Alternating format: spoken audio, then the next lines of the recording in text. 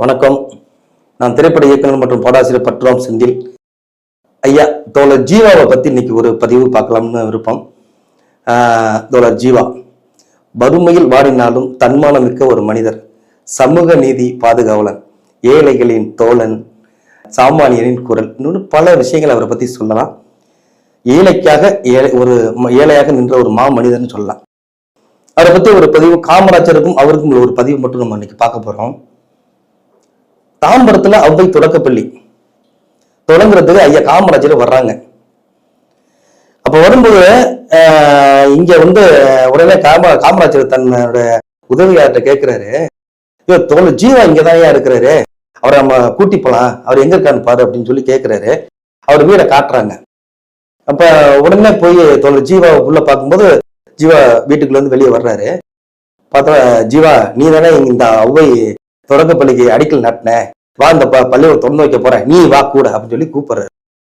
தோழர் ஜீவா நீ போ காமராஜர், நான் ஒரு 1 hourல வர்றேன் அப்படின்னு சொல்லி தோழர் ஜீவா சொல்றாங்க. 1000 பேர் ஒன்னாதானே போறேன், அப்படியே போயிடலாம் வா அப்படின்னு சொல்லும்போது, இல்ல நீ போ காமராஜர், நான் பின்னாடி வந்துடுறேன். ரொம்ப மறுத்து பேச முடியாதுல்ல, அவரும் பெருந்தலைவர் இவரும் ஒரு பெருந்தலைவர். சரி ஓகேன்னு சொல்லிட்டு காமராஜர் கிளம்பி போயிடுறாரு. போய் உட்காந்துருக்காரு, வரல. அவங்களும் நீங்க நிகழ்ச்சியில எல்லாம் ஆரம்பிக்கலாம்னு சொல்றாங்க. இல்ல கொஞ்சம் வெயிட் பண்ணுங்கன்னு சொல்லி எல்லாரையும் நிறுத்தி வைக்கிறாரு. அதுக்கு பிறகு ஐயா தோழர் ஐயா ஜீவா ஐயா வர்றாங்க. வந்த உடனே, என்ன ஜீவா இவ்வளவு லேட் பண்ணிட்ட, கொஞ்சம் முன்னாடி வந்தா நிச்சயம் முடிச்சிருக்கலாமே அப்படின்னு அவர் கேட்கிறாரு. இல்ல காமராஜ், இருந்தது ஒரு வேட்டி தான், அதையும் இப்பதான் துவைச்சு போட்டுருந்தேன், அது காயறதுக்கு கொஞ்சம் நேரம் ஆச்சு போய், அதனால இப்பதான் எடுத்து கட்டிட்டு வர்றேன் அப்படின்னு சொல்லி சொன்ன உடனே கலங்கி போனார் காமராஜர். இந்த தேசத்தை விடுதலைக்காக போராடியவன், பெண்களுக்காக குரல் கொடுத்தவன், இந்த சமூக நீதிக்காக போராடிய ஒரு மனிதன் ஒத்த வேட்டியாக வாழ்ந்துகிட்டு இருக்கிறான்னு நினைக்கும் போது அவர் கலங்குமா கலங்காதா? எப்படிப்பட்ட மனுஷன் வாழ்ந்திருக்கிற பாருங்க. காமராஜர் கொடுக்க நினைக்கிறவரு, ஆனா வாங்க மாட்டாரு. அதான் பிரச்சனை. எனக்கு செய்யறத நினைக்கிற நீ மக்களுக்கு செய்யுங்கிறாரு. தனிப்பட்ட முறையில ஜீவாவுக்கு ஒரு உதவியும் பெறாத ஒரு தோழர் ஜீவா. இன்னைக்கெல்லாம் இப்ப யோசிச்சு பாருங்க, இன்னைக்கு எவ்வளவு சுயநலத்தின் உச்சத்துல நம்ம ஆசிரியர்களா இருக்காங்க. அன்னைக்கு அப்படி இல்லை. தனக்குன்னு ஒரு வீடு ஓலை குடிசையில வாழ்ந்துட்டு இருக்கிறாரு. காமராஜர் அதெல்லாம் பார்த்தா கலங்கி போறாரு. ஏதாவது இருக்கு நான் பண்ணணும்னு அவரால் ஒண்ணும் பண்ண முடியல. நேரா வர்றாரு, தோழர் ஜீவா கூட இருக்கிற ஒரு 4-5 தோழர்களை கூப்பிடுறாரு. இவன் அவனுக்கு ஏதாவது ஒண்ணு செய்யணும், நான் நேரடியா கொடுத்தா வாங்க மாட்டான், ஏதாவது ஒண்ணு செய்யணும், இல்லை மனசு ஆறாது. இவன் மாதிரி ஆளு போராடனாதான் நான் சிஎம் அன்னைக்கு உட்காந்துருக்கிறேன், முதலமைச்சர் அந்த நாட்டை இந்த மாநிலத்தை ஆண்டு ஒரு முதலமைச்சரா இருக்கிறேன்.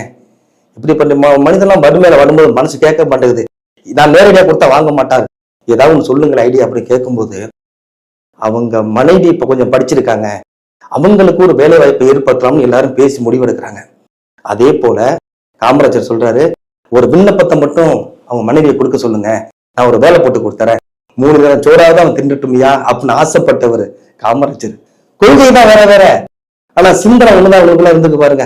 காமராஜருங்க ஜீவாவை பார்த்துங்க, எப்படிப்பட்ட மனிதர்கள்லாம் இங்க வாழ்ந்திருக்கிறாங்க.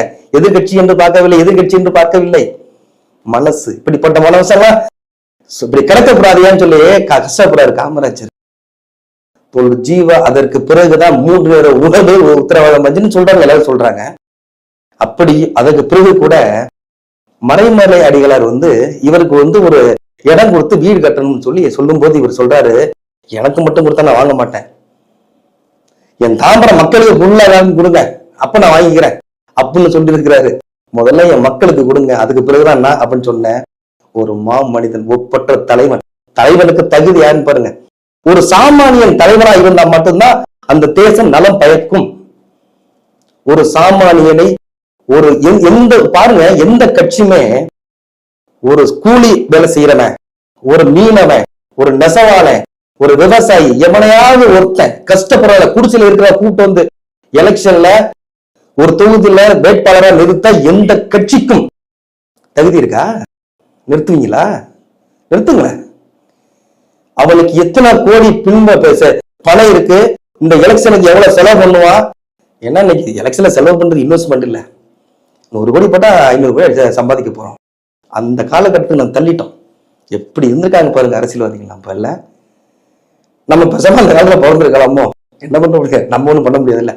அப்படிப்பட்ட வாழ்ந்த மனிதர்கள்லாம் அப்படி வாழ்ந்திருக்காங்க. அவங்க நினைக்க நினைக்க மிகவும் கஷ்டமா இருக்கு. இப்படிப்பட்ட மனிதர்கள் ஐயா நெல்லை கண்ணன் ஒரு பதிவுல சொன்னதை நான் பார்த்தேன். அப்ப சொல்றாரு, தோழர் ஜீவா போல ஒரு மனிதர்களெல்லாம் எங்கேயாவது கண்ணில் தென்பட்ட தயவு செய்து விட்டுறாதீங்க அவங்கெல்லாம் இந்த தேசத்தின் சொத்துகள் என்று அவர் சொல்றார்.